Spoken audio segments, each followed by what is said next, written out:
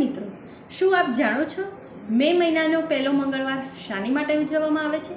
વિશ્વભરમાં મે મહિનાનો પહેલો મંગળવાર એ વર્લ્ડ અસ્થમા ડે તરીકે ઉજવવામાં આવે છે.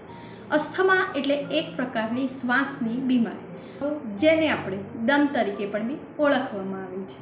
બીપી અને ડાયાબિટીસ ધરાવતા લોકોને જો વારંવાર શરદી અને ખાંસી થતી હોય તો તે લોકોએ તેની અવગણના કરવી જોઈએ નહીં. ત્વરિત નિદાન તેમજ તેની યોગ્ય સારવાર કરવી જોઈએ, નહીંતર ભવિષ્યમાં તે અસ્થમામાં પરિણમી શકે છે.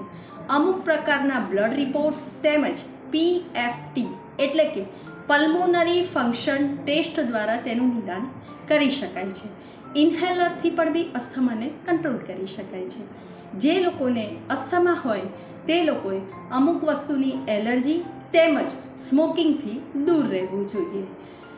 2024માં અસ્થમા એજ્યુકેશન એમ્પાવરની જીનાની જે થીમ છે તેને આપણે સાચા અર્થમાં સાકાર કરીએ.